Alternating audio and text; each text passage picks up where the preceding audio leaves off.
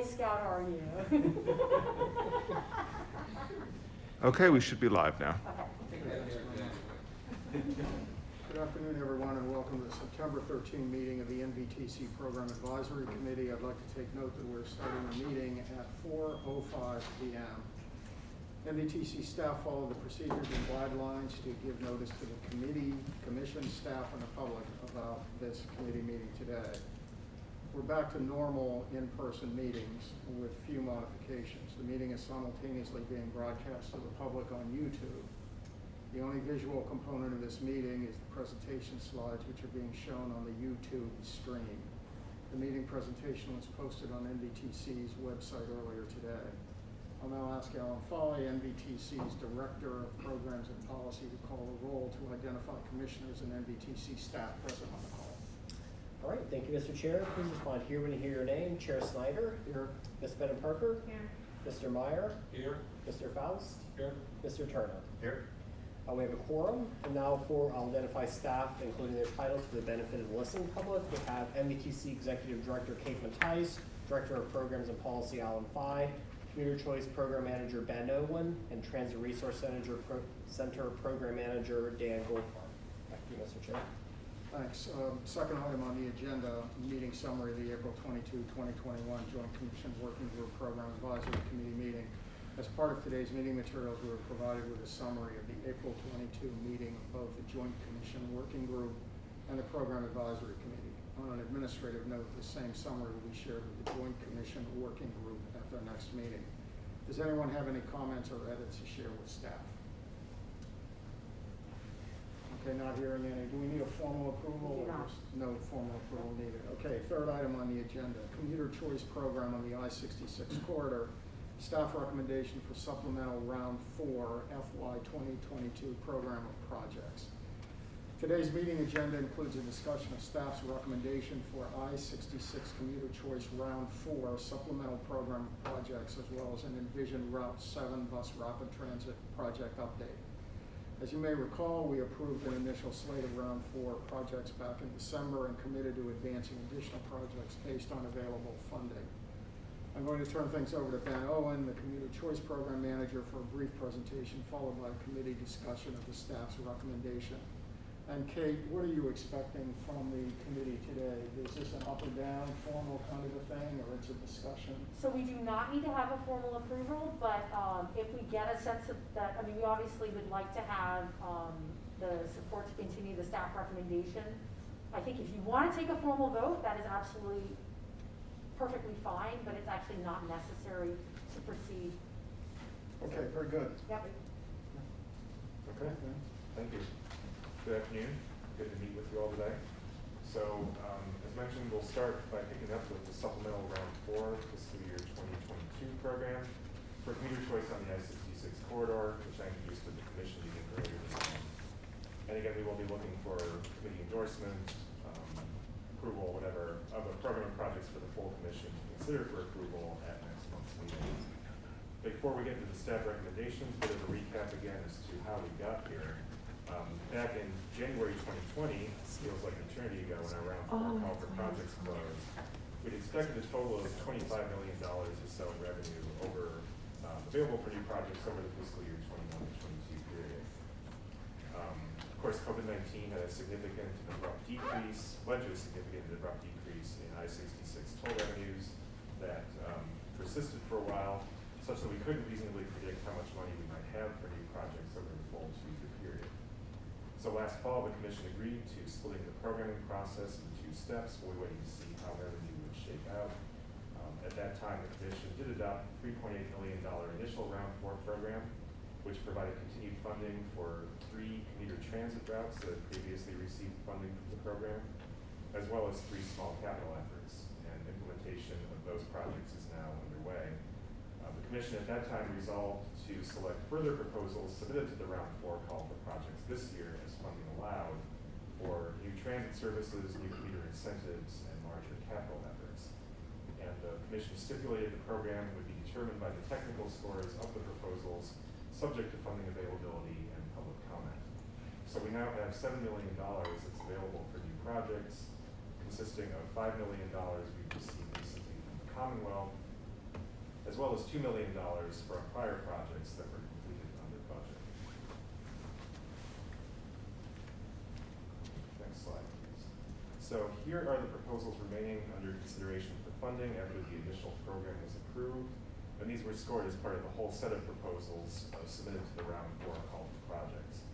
So the top scoring proposal was the City of Falls Church's proposed restoration of peak period Metro Bus Route 28X. The city opted to withdraw that proposal of July because WMATA's service restoration plans, which took effect earlier this month, included a significant all-day service improvement on the Route 28A Metro Bus, affecting service every day of the week, as well as a rerouting of the service to more comprehensively fulfill the needs for which the city originally sought commuter choice funding. I'll talk briefly about the other 4 proposals under consideration. First on the list is an OmniRide TDM strategy. This would establish a monthly financial incentive for new van pools traveling along the I-66 corridor into Arlington and downtown DC that incur monthly parking costs. And so the subsidy would provide, or the benefit would provide up to a $200 per month subsidy over a maximum of 24 months to defray those parking costs and thereby lower riders' out-of-pocket costs for their van pools. The regional van pool market has been adversely affected by travel pattern changes resulting from the public health emergency. But OmniRide is again beginning to form new van pools, and this incentive actually aligns with one that we recently funded in the 395 corridor, a similar parking benefit for van pools traveling up that corridor that have parking costs. Second proposal is a Fairfax Connector new express bus service. This would provide a 1-seat ride through the I-66 inside the Beltway corridor, connecting the West and South Park and Ride with Pentagon, Pentagon City, and Crystal City area. It includes 2 years of funding for operations of the route, as well as the purchase of 6 new buses to provide 10 morning inbound and 10 afternoon outbound trips. One thing I'll note is that whatever would happen with the specific route beyond the 2 years of service, we expect that those buses would remain in service in a manner benefiting corridor toll payers for their 12-year useful lives. So the benefits of the project would extend beyond the immediate 2 years of service that would be covered under this grant. Another thing I'd note, even though the proposal shares much of its routing with Metro Rail, the route does serve a bit of a different and more specific market by providing a no transfer, 1-seat, peak period, peak direction only service to a single major employment concentration, so it may appeal to some commuters that want to avoid transferring in particular. And in our experience, these types of service improvements have been complementary, looking at both rail and bus ridership in terms of both gaining and the bus not really cannibalizing it from rail.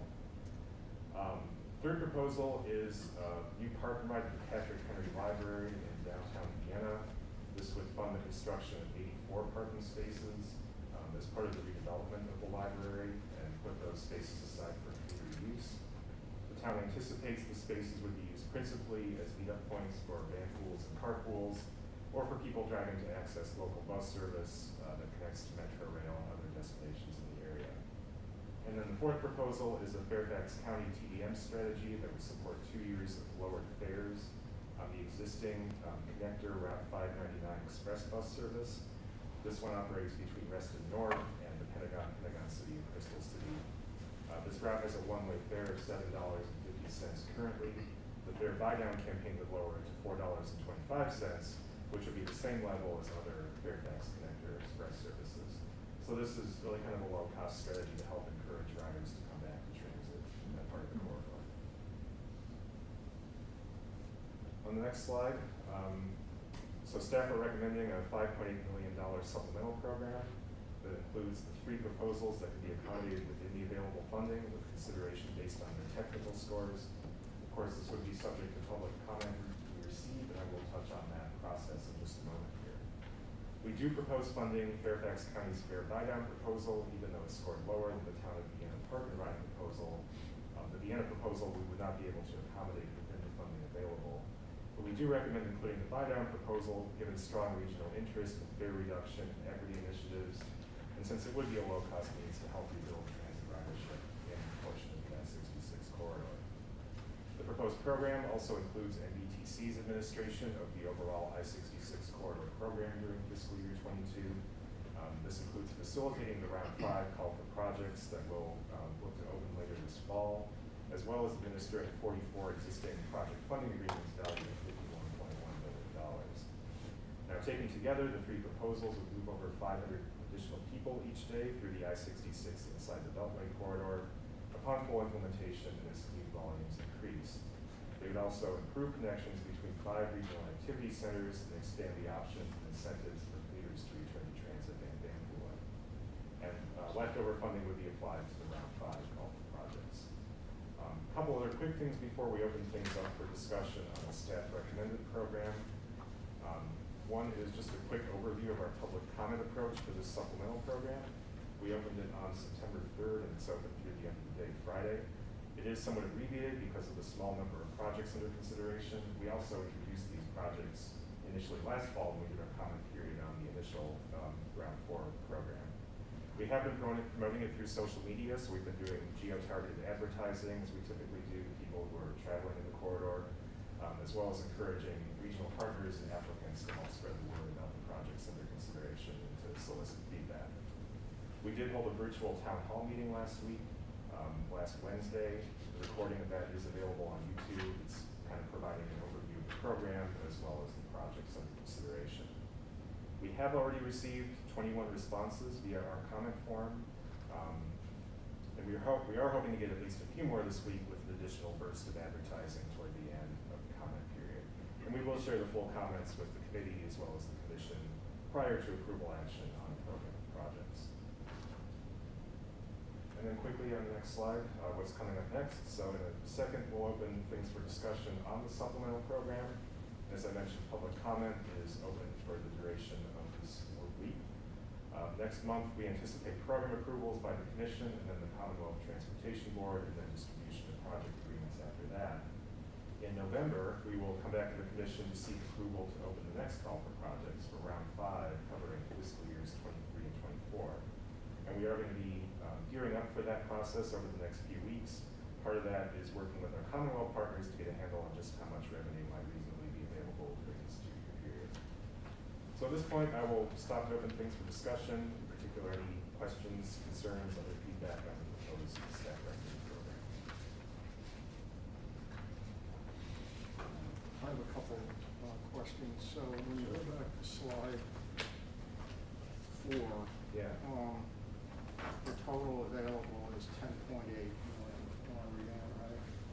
Yeah. Add those two together. Right. And what we're proposing is the expenditure of 5.7 million of that. That's on slide 6. Well, the 3.8 million was already programmed, so that was the initial program, and now it's $7 million that we have available for programming for additional projects. And you propose then the difference between 5.7 and 7 would carry over to the Round 5. That's correct. Okay. Yeah. Do we have any estimate for what Round 5 will be at this point? That we will be working on. Inside the Beltway revenues have been ticking back up kind of steadily on a monthly basis. They're not at a particularly high point yet where we'd be getting significant payments from DDOT. Are starting to receive outside the Beltway payments Right. from the concessionaire there. So that is providing some funding for our inside the Beltway focus program. And if I just add a little, so one of the things when we redid the 66 memorandum of agreement, the Commonwealth agreed to give us a cut of the revenues that they were getting from the concessionaire for outside the Beltway. So we actually have a guaranteed payment plan. It started at $5 million. And so each year it goes up 2.5%, I think. Right. So that's a known, for those 2 years, we're gonna have whatever, 10 million. plus approximately change. 10 million. We do know we have 10 million, and then anything that's actual revenues from inside the Beltway is somewhat icing on the cake. So the 10 million is for 1 year or 2 years? That would be over 2 years. So is 5 million of that reflected in what we're looking at today, and then 5 million in November? No. This is the very first $5 million that came in over the summer. So we would be getting another $5 million or so next summer, another $5 million the summer after that. So in the 23 to 24 period, it would be about $10 million. New So money. 2 years of It's new money. Yeah. 2 Okay, years. 23 to 24 period, so none of that money is in what we're talking about today? Right. Okay. And we hope there will be some inside Beltway money flowing to us at some point hopefully before too long. As someone who travels in that corridor to come here a couple days a week, I have noticed that the tolls have been going up. So my expectation is we're going to start seeing more revenues than we would have seen, let's say, 6 months ago. Right. Okay, so do people understand the initial program, that's already been, that's not in our materials today, right? Right. Those projects, I thought that was slide 5. Okay, now the initial program was six other projects, and that was basically constrained to other money we had on hand. from Okay, so carrying that's out. balances. So what we're looking at today is the 7 million and the expenditure, and the proposed projects against that 7 million, is that right? Yes. And that proposal is on slide 6, right? Yes. Okay. And then there's a little bit of carryover, 1.3, that would carry over to a new round that would commence on November 4. And would that include how much from the Commonwealth? 5 million or 10 million? 10 million from the Commonwealth plus hopefully some additional revenue from inside the Beltway over So the 2 that years, will be which a we bigger, figure out. the chance of more projects during that round 5. Do people understand kind of, you know? Yeah, it's always not the easiest it's a thing. kind of bulky Yeah. process. Yeah. Never easy when you fill in code. Yeah. Question, just to further confuse things. Yeah. I think we're also looking, in maybe in other contexts, for doing stream of revenue. So as you say, if we're guaranteed 5 million every, then that could possibly be used to pay off bonds or something like that, right? And I think we've been doing some talking and thinking about larger projects for that, maybe just a big bridge, I don't know. So I'm gonna step back. The large agreement, there is a waterfall of revenues. We will always get, for NVTC's commuter choice purposes, that 5+ million a year, plus the revenues. So we're gonna get a guaranteed level. 2% a year, did you? Say that again? Did you say it goes up 2% a year too? Well, yeah, so there's a pot of money that includes outside the Beltway and inside the Beltway revenue, and the inside the Beltway revenues. The NVTC will always be guaranteed. If we get what we need above and beyond that, then the Commonwealth could then use to issue bonds. So I mean, it's a little bit messier than that, but I'm trying to simplify. So the idea is that the Commonwealth, if they do end up looking at issuing bonds for larger projects like Long Bridge, or maybe way in the future, something with the Roslyn improvements, there's capacity, legal capacity within the agreement. The question is there financial capacity? Not yet.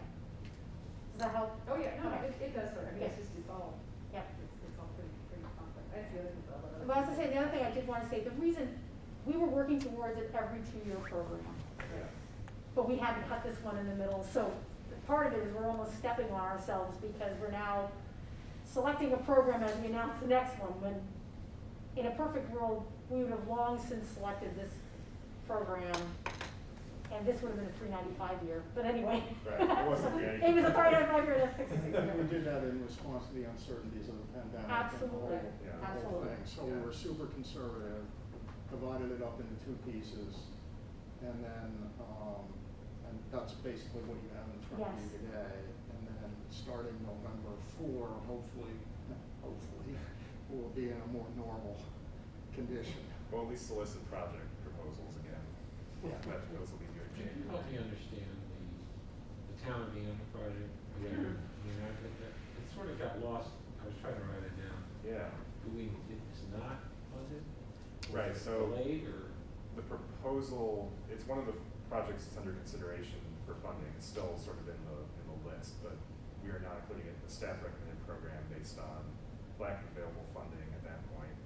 So we looked at technical scores in developing the program and basically included the top 2 proposals. That, is about $5.2 million right there. We ended up kind of jumping over the Vienna one because that would exceed the amount of funding we have available. We just right don't have now. enough money for Yeah. it. Right. And then we put it in the Fairfax buy-down one, part of our proposal, just, that's a pretty low cost strategy there. So the town of Vienna could come back with the set of projects beginning November 4, and if they wanted to, Yes. they could. They have to Reapply. do a formal Ask. resubmission? They would, yeah. But it'd be easier than an original one, I suspect. Yeah, I think they figured out more the overall kind of scope of the project at this point than was the case in partially funded? No, in this case, yeah, there wasn't really a scalability kind of possibility with it. Okay.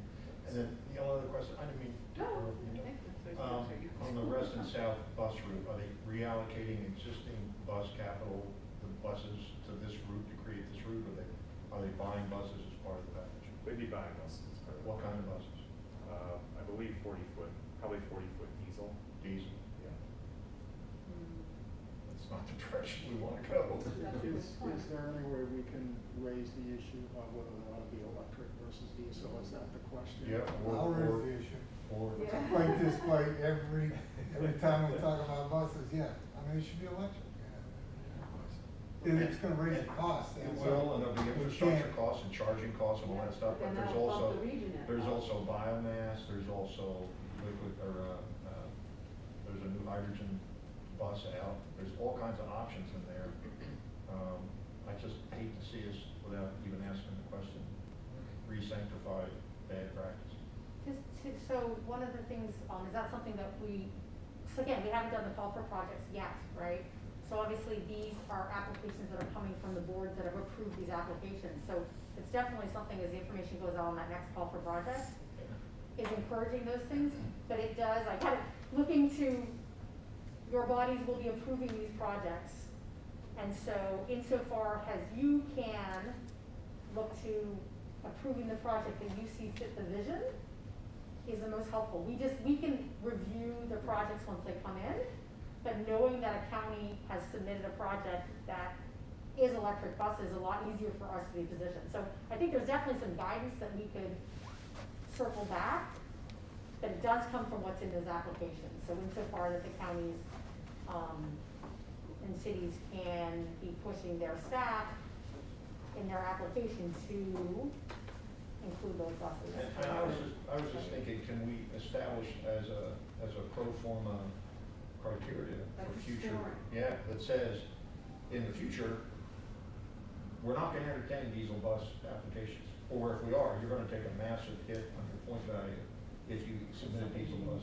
I mean, it just makes a statement as NVTC that this is where we're headed. Is there any disagreement with that? So the minutes of this meeting ought to reflect a request that that be developed, right?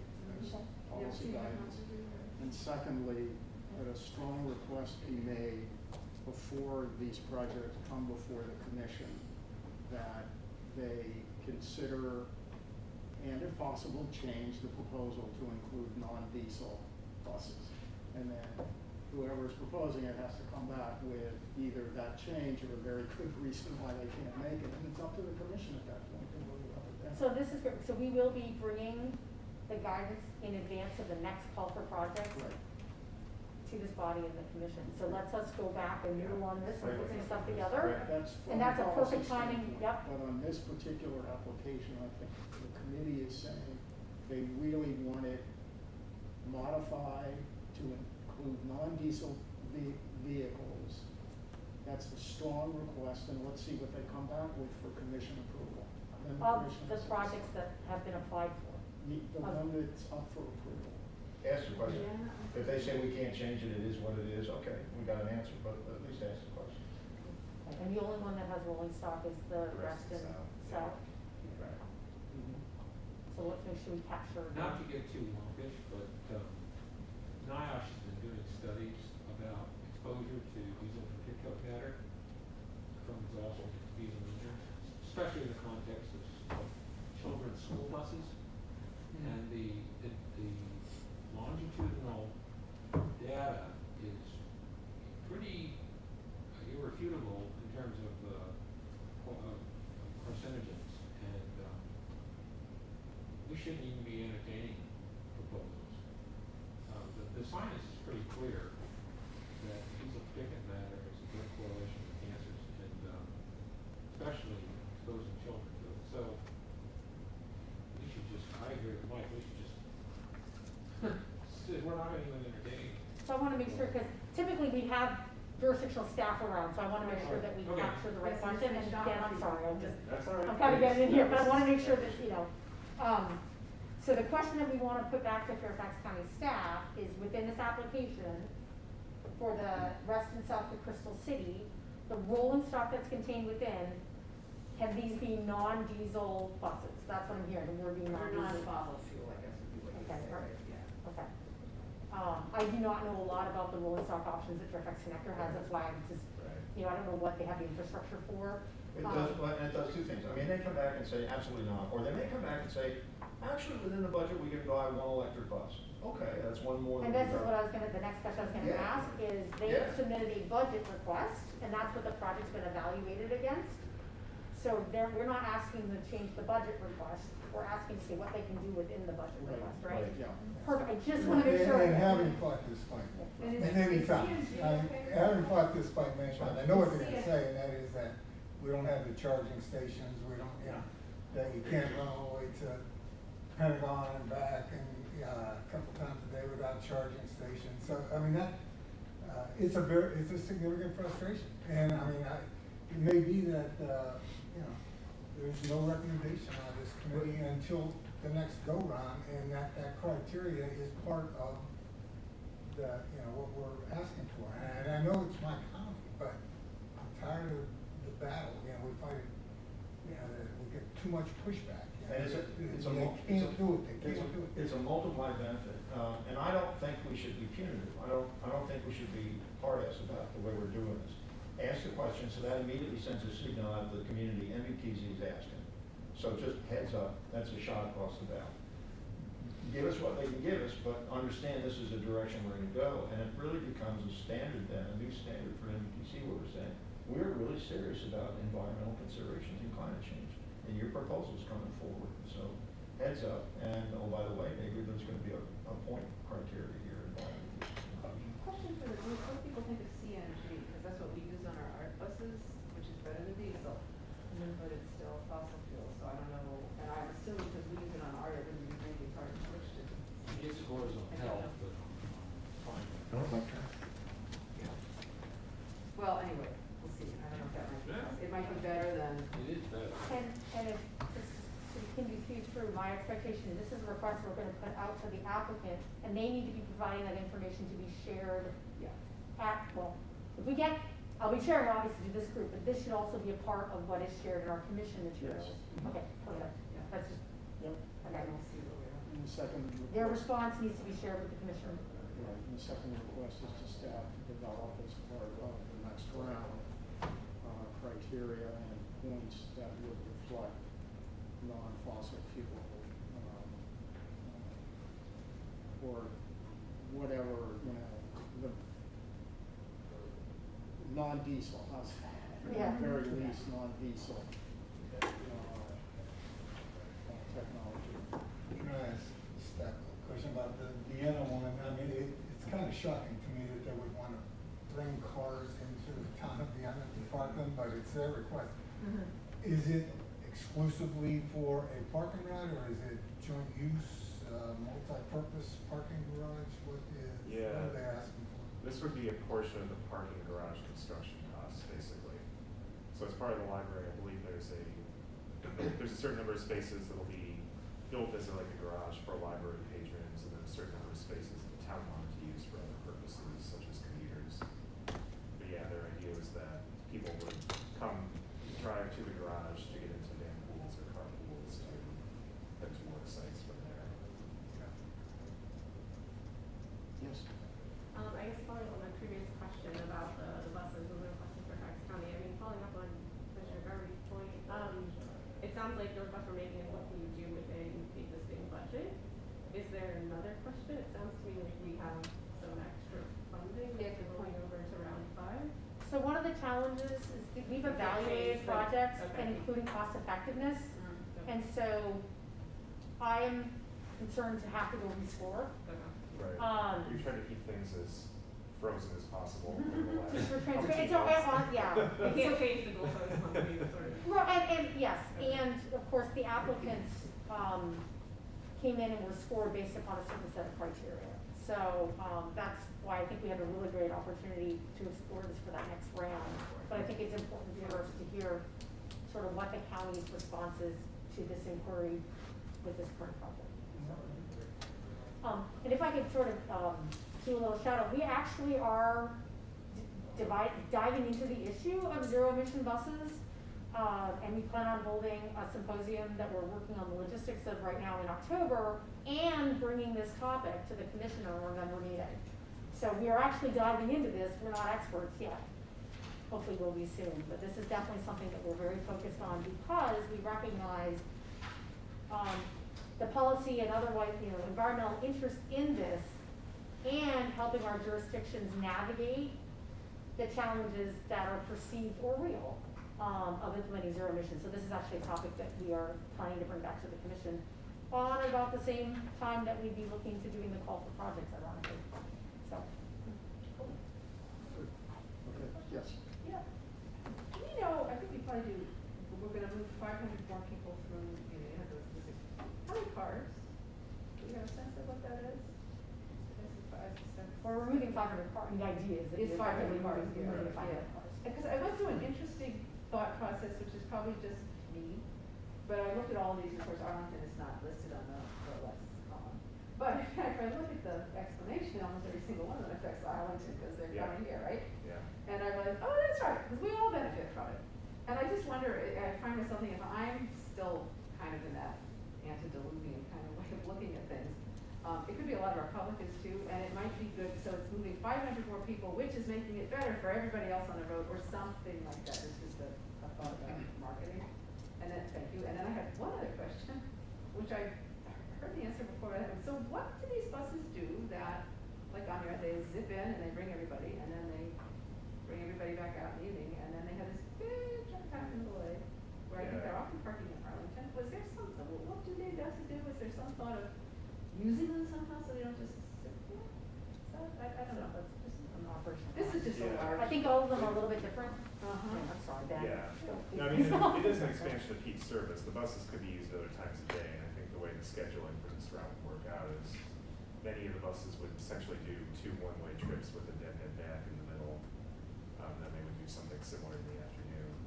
But Fairfax could use them for other purposes other times of day. We don't require those specific 6 buses to be used on this route every single day, but we do want to see, if we fund the service and the service ends, we want to see that those 6 buses are still remaining used in some way that's benefiting toll payers in the corridor. Yeah. So peak period service, but there could be off-peak benefits as well. It just seems to me to have an old-fashioned way of probably doing it, where they come out and that's it, and they go, and I think maybe this, sort of out of the box. Yeah. Especially if they're electric and not diesel. If they're diesel, I'm not one. Who's the services at Transdev? I believe so, yeah. Yeah, I mean, distribution theory, Transdev ought to be saying, all right, instead of having this many buses, I now have this many buses, and they ought to evenly distribute them during each hour of the day around the whole system. How they want to do it. That's kind of conservation. Yeah. They're probably trying to get another job. Yeah, our 395 corridor program's a little bit different in that tolls are collected in that corridor at all times, so we can support all day Yeah, yeah. service improvements. We've done that with some Fairfax and Dash routes now. Okay. Thanks, great discussion, really helpful. So the public comment period is actually ending September 17, so of course our views are subject to additional input from the public during that period of time. Anything else on this topic? I did have a few other updates on the program that I could go through real quick about just sort of policy matters that we've discussed, policy-ish matters we've discussed with our advocates recently. So, last year there were a few significant policy changes we brought to the commission for approval. This year, just because we've all digested a lot over the last couple of years in terms of policy changes, we're only proposing one refinement this year, which concerns the definition of standalone transportation demand management projects that the commission adopted last fall. So the idea there was TDM projects now have to be targeted exclusively to corridor toll payers and have directly measurable ridership or usage outcomes. And we put this in place partly because TDM campaigns are often kind of long-term incremental behavior change, outreach, education, sometimes incentive efforts. And it's a little bit hard to tell, if people change their travel behavior, is it really because of the campaign or is it because of other factors like they get a new job, they live somewhere else, something like that.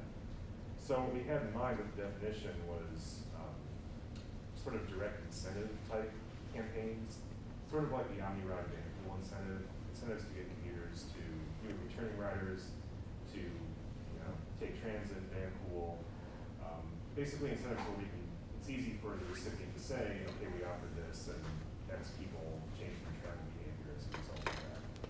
So, with our last call for projects last fall, we realized we may not have been entirely clear in our expectations or our intentions around this definition.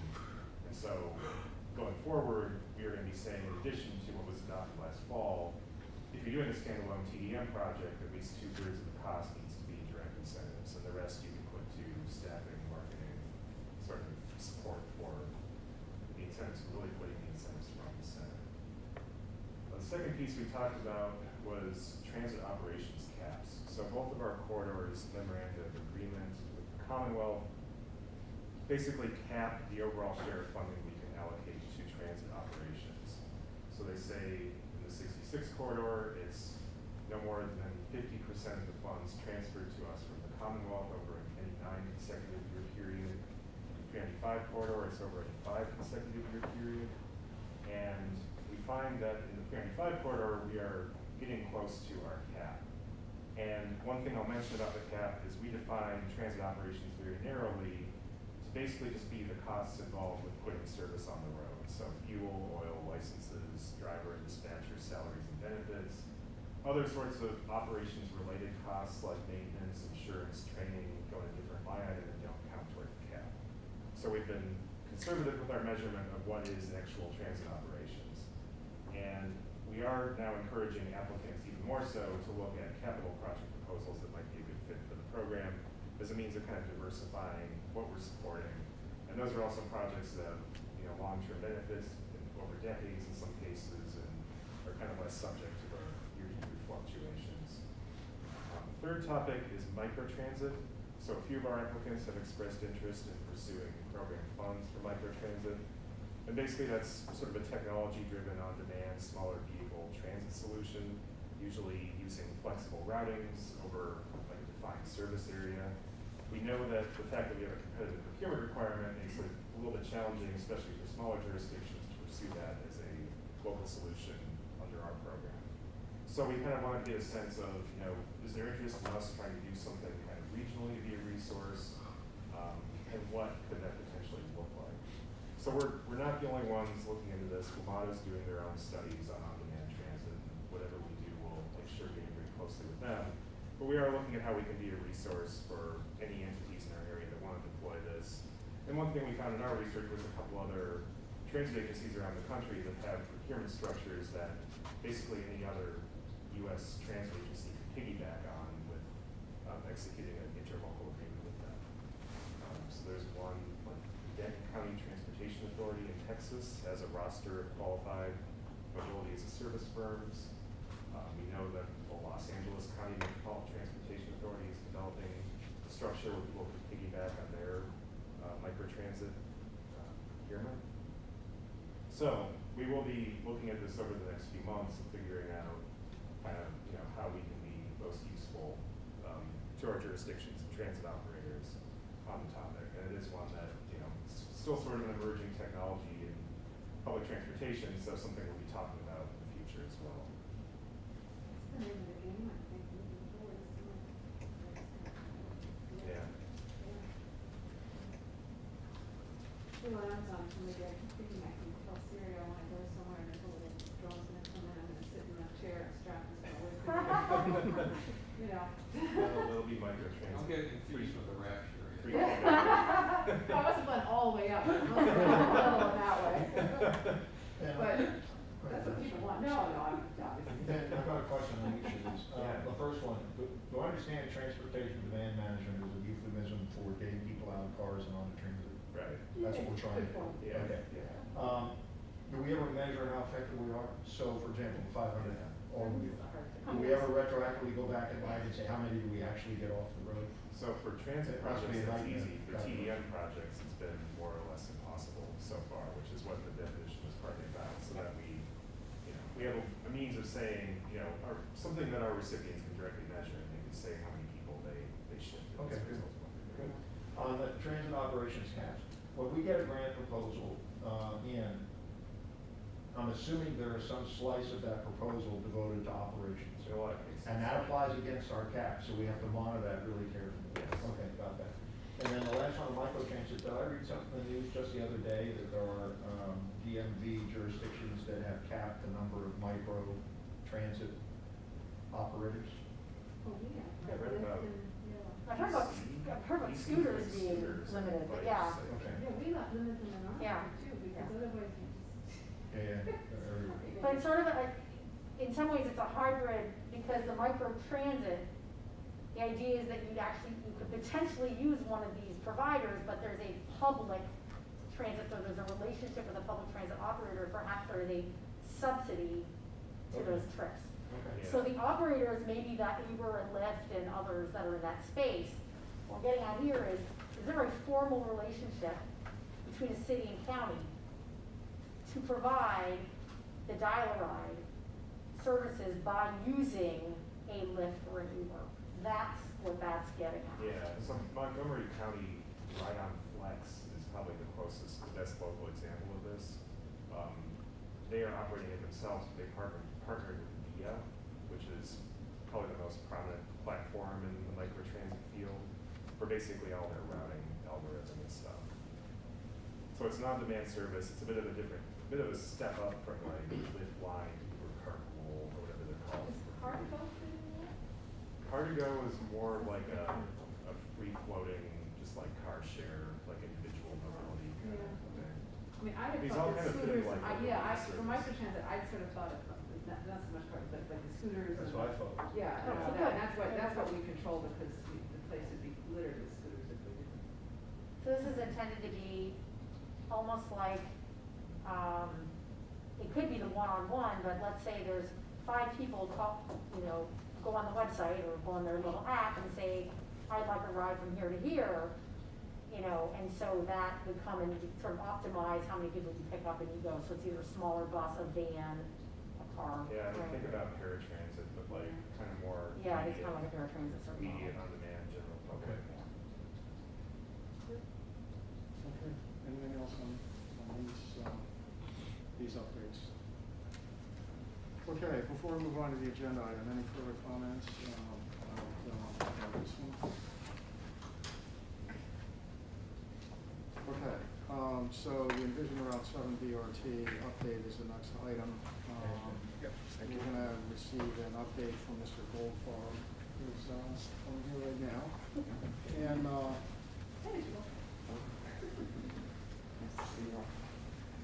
go ahead. Okay, first slide, please. So I think that the 3 most important things to remember about Route 7, Envision Route 7 project is that this is a bus rapid transit. It connects Tyson's to the city of Alexandria at the Marks Center, and we did divert off the corridor. We showed analysis that diverting off the corridor and connecting to East Falls Church is really key. That's kind of the travel shed point on the corridor. But it's also part of a bigger BRT system that we envision, and we've worked with the folks over at NVTA to kind of incorporate this kind of system-wide BRT system into transaction. So we have a representation in transaction, the regional plan, of a larger BRT for Northern Virginia.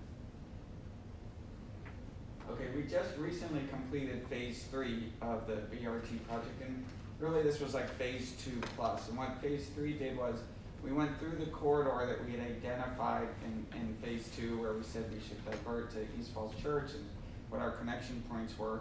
And we had an idea of what kind of BRT running way we would have there, but we wanted to go in and see what's the available right-of-way there, and where are there challenges and where are there opportunities within the corridor that we can take advantage of things.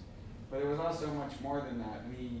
We had an improved cost estimate because we really went through the corridor, identified south of Bailey's Crossroad where a retaining wall would be needed. We've outlined where right-of-way is and where maybe acquisitions could be to guide counties' jurisdictional staff as they go through planning projects within the corridor.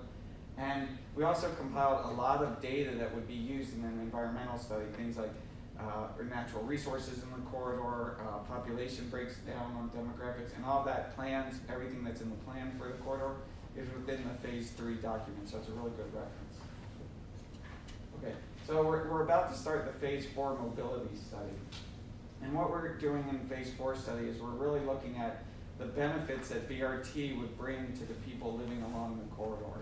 And this is a rather complex study. We're using complex tools for this study.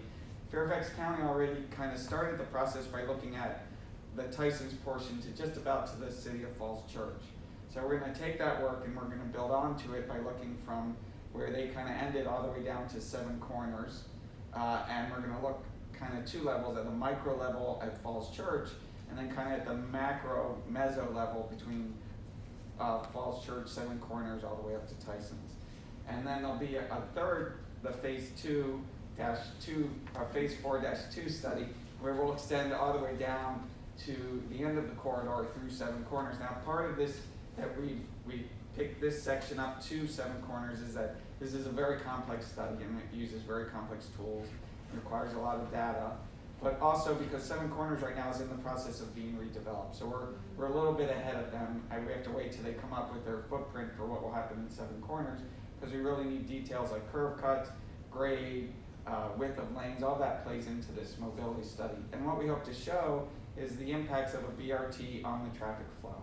We're going to be really looking detailed at the traffic flow through micro simulation. But important, besides this technical end, is we really want to reach out to the public. And within the contracting vehicle, the RFP we put out, we wanted to identify that there would be 2 touch points, which would be the first part of the study and the second part of the study, but that they needed to be innovative in the middle of the study to keep reaching out to people in the corridor, mainly in the Falls Church area, to build consensus about a positive kind of view of the BRT and the benefits it brings them. But also with the phase 4 study, we're going to redevelop our forecast using the latest regional model. This will be the first time that we develop traffic forecast for this effort. And that'll be a new point to build off of. We have older forecasts from the phase 2 study, and it's been a few years, and the land use has been updated as well as the modeling tools. And kind of, if you looked at our project timeline right there, what I think is important is, we have the dates that we completed the studies, is that we're at the phase 4 mobility study, and after this, we've met with the jurisdictions, and under Kate and Alan's direction, we'll be meeting more with the jurisdictional staff and leadership to figure out how our role continues and how their roles increase. And I guess it kind of is like when you have a mortgage, right? And we're the interest. We were up front, we really got things going, but our role will decrease as the jurisdictions who have the staff to do the final design and the construction take over. And in that, we're kind of approaching, I think, the middle phase where we're going to be almost 50-50. But NVTC will always be involved, helping to coordinate across the jurisdictions. And I think that's it. Okay, question So on that, yeah, questions? Yes, one. For Bailey, it's great that so they're like kind of designing what they're figuring out what they're going to do with Bailey's right now. 7 corners. 7 corners, Yes. close. Is this study influencing that at all? In other words, should it? Because you might, yes. I mean, we find, oh my God, we only had a foot here or 6 inches here.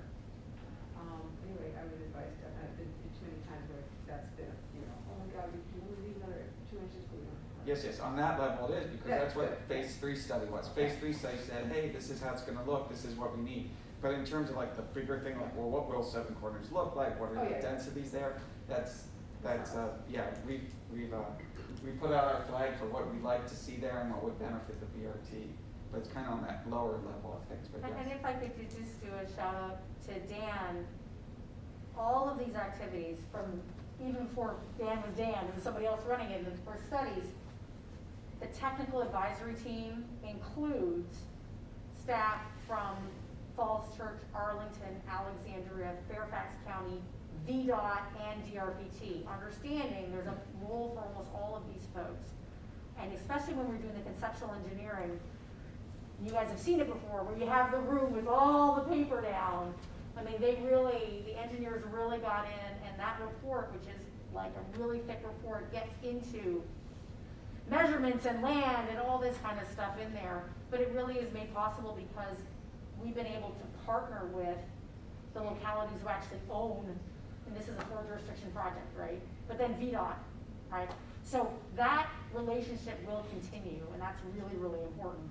So in many ways, a shout out to many of your staff. Loudon, you're just fans on the side on this one, but. Yeah, but it's a cool concept, I love it. Yeah, I mean, it's going right into Tyson's, it's actually connecting with 2 or 3 metros in Tyson's, even going, you know, adjacent to all the new development at West Falls Church, looping into, there's just a lot of really, this is a really promising project, it really is. Sorry I got you.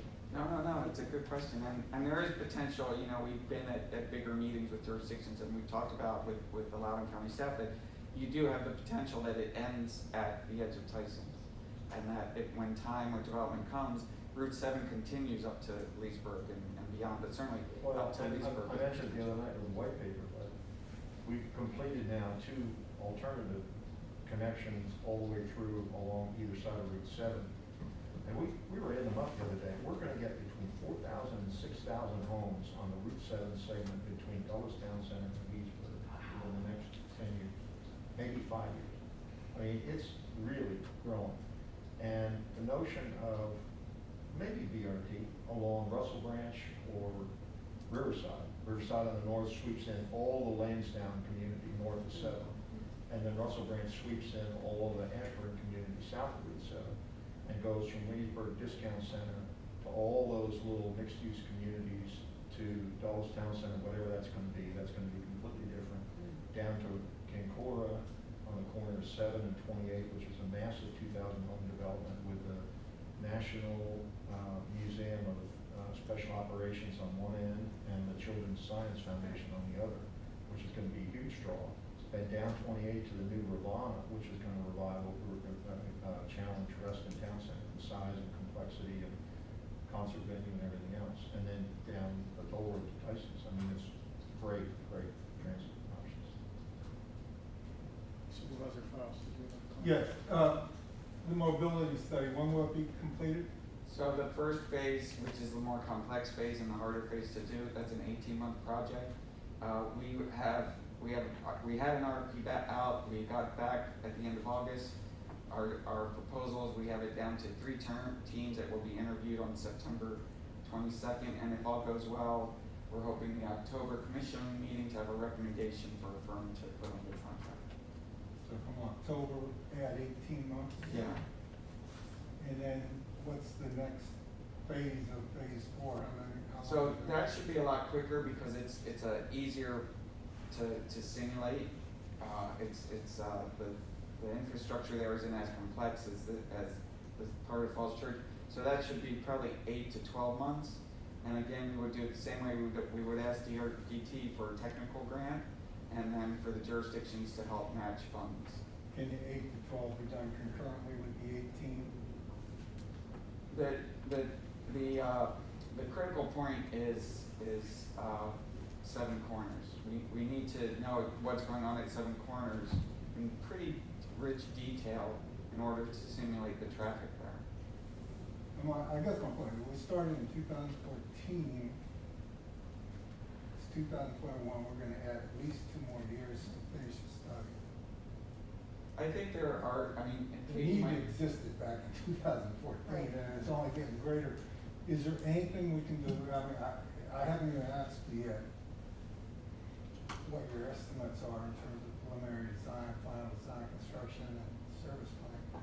Is there anything we can do to expedite this project and create a sense of urgency? Well, I'm hoping that phase 4, as the project as a whole, really creates a sense of urgency for it with the public outreach.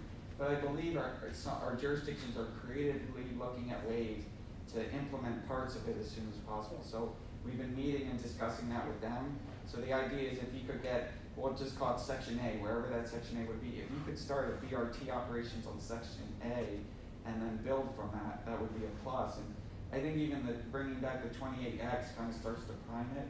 So I think we're trying to look at creative ways with the jurisdictions or to assist them. They're coming up with creative ways. And even put it farther, we're having very positive conversations with Fairfax County. Obviously, they have a mass majority of this route. And so I mean, the county, literally if you look along this corridor, most of it is Fairfax County, right? Like literally the geography is, of that road is Fairfax County. And we're actually in very positive conversation with Fairfax County about are there some segments that could move faster than the other. But I think it is important to notice, as Dan said, the redevelopment of Route 7 does force us to pause a little bit so that so maybe it's determining what's happening in Route 7, that will help inform that next phase. But I do think there's some amazing opportunities, this kind of gets a little bit on the legislative side of things, to explore some competitive funding for preliminary design and environmental analysis under the US DOT, because this project actually speaks very well to the criteria of the administration's RAISE grant program. We just gotta get through this couple of these other things to be able to do that. So it's quite likely we'll be coming back to this body, if not in this, they do it usually in the springtime, whether it be the spring or the next spring, to be getting some federal money actually to support this. Yeah, I think the Federal Transit Administrator talked about DOT. I think she did. Yes, she did. Are Okay, there we're any calling. things, are there any things we could be doing to expedite this project that we're not doing for whatever reason, lack of resources, running things concurrently instead of sequentially? It rarely, a project can take this long just to get to the end of the study phase. And we all know what comes after that in terms of construction, implementation, and getting funding. Is there anything we can do? Because this is a critical project. I mean, obviously, I think this is the most important project in Northern Virginia. You're right. Hold that thought. I mean, well, and a lot of this mobility study is driven from the experiences in Montgomery County, where they've rushed with, we want to get a BRT on US 29, right? And they get the studies, they start the construction, they have the environment thing, they have the money, but they haven't built any consensus, and all they get is a bus at the end of the day. It's a fancy bus, and it's got really nice stations, but the run time is really very different, right? We want to lay a really solid foundation, but also be flexible enough to respond to the requests we get, to take advantage of, hey, here's a section, we can get money to build this section, let's get this section built, right? And to work to come up with those creative ways and get that done. So I think we're trying to lay, as best as, at least from the project manager role, to lay a good foundation where there's really a drive to have a very premium service BRT out there, and be flexible at the same time to take advantage of opportunities, if resources come along, or part of the study's redone, or something somewhere along the line, a new development's coming in, and there's a chance to do some construction to work with the developer there and the jurisdiction. So we're trying to look for those opportunities at the same time as we run serial on this design path, but we're doing the best we can, I guess. No, I don't question that, I'm sure you are. It's just, are we doing everything that we can do? And just keep that in mind, I guess, and if you have to come back, for example, Fairfax County, if we could start preliminary design now without the mobility study, I don't know, physically, that's something we could do. Should I be pushing that? So I do believe that the county on the parts, so this mobility study, as Dan said, geographically, so Fairfax County's actually done the mobility study on the corridor for a certain part. So they actually can move forward, and I do believe there are some resources. So in some ways, there's parts of this that are, he's focused on the NVTC elements, but the county is actually moving on some of the things when especially comes from 66 out to Tyson's. So, in fact, that is an area where may continue to move. So that is a concurrent, it's just not NVTC is not doing it. So we're focused on what our project responsibilities are. But I do know that Fairfax County they're sort of like one step of a phase ahead on that 66 too. It's pretty much support. Yeah, they changed the comprehensive plan. You guys updated your comprehensive plan to say that the lanes that you had programmed will be BRT lanes. Yeah. You identified sources for that, and you're working on I believe, the final design for the Tyson's part. Yeah. Because but you still have to go through some hoops because you're going to go over 495, so you'll have to coordinate, you know, that's a small speed bump, not a big speed bump, but, so there are some complexities. It's not like the blueprints are sitting in the Fairfax County office, but that is moving full ahead.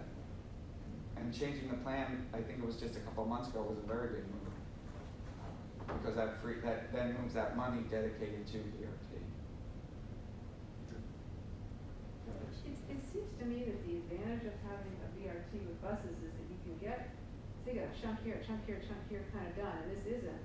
You can still start running it, it's just a slower bit right there until you get that, so you can start, it just gets better. How much of, is the whole thing gonna be dedicated right away? No, it's outlined in the report. There are some, wherever we can get dedicated right away, we've tried it, but in some areas, the development has developed. Right. And for those areas, we're gonna look at very creative ways to use technology such as TSP, cube jumps. Signal prioritization. Yeah, sorry. Yeah, Right. transit signal priority. I mean, we'll look towards very, things, the AI technologies in there so that you're not sacrificing traffic flow or pedestrian flow for the buses, like you're balancing them, but you're giving that priority to the buses so that they can move through those sections of the corridor. So we're also looking at those, you know, kind of technologies and how they could be implemented and what part of this study will be. All of the teams that have submitted have that as in, you know, we're gonna look at this traffic simulation and yeah, we're gonna have our signal timings that are there now, but we'll also look at these type of technologies where we can, because Falls Church is the challenge there, it's developed. So we'll look at these technologies where we can try to have like a virtual lane almost. That's the goal. Okay, cool. Yeah, it is a little tight. And that, honestly, that's why this is an 18-month, and this is really why we're concentrating on that area, because we know there's some special considerations. Cool. And also outreach to the community, all those considerations. So this is sort of a deeper dive that's necessary. I think too, appearances, for example, connecting Tysons to Alexandria, I think that's great, but I think Falls Church and Arlington also ought to be in the title, if you know what I mean. The other thing is, you may want to think about connecting to West Falls Church, which is not in here either. I don't know, Supervisor Faust, I think we probably want some connection from this into West Falls Church, don't we? West Falls Church Metro Station. I don't know, that's. Yeah, well, they weren't gonna run the buses in, but we made provision at your development for a BRT. I wanna make sure there's a smooth Yeah. connection that Yes. serves West Yeah, Falls Church. and then they're gonna have to walk down the boulevard, but it'll be. And then it is a challenge, I mean, with 2 lanes in each direction, and sometimes not even that, and I'm concerned with the businesses and people turning various ways. I think the smaller, more nimble technology is gonna be a big feature of making that feasible, so. But I think this passes, I mean, you think about that corridor from Alexandria to Tysons Corner, and frankly beyond, but I mean, you have virtually every nationality, every kind of business, every kind of everything is represented there, as well as a lot of history and everything else. So I think that this certainly, and it's not a good corridor from a transportation standpoint. So, yeah, good, I much appreciate all these. Oh, absolutely. And I do want to say, as a part, once we get the consultants on board, that public outreach is going to be engaging all of you and your fellow commissioners, because we want to make sure, and even actually, folks, I know, for example, like Penny Gross, her district, she's not on the commission, but we want to be very active and engaged in, you know, all the communities along there. And so that's, again, we've got a firm that's expertise in public engagement that will be involved in that, so. But it's an exciting time for the project, I think it really is. All right, any more questions or comments on this? Well, thanks all very much. With other business, I believe. I believe we are. Any other business anybody would like to bring up?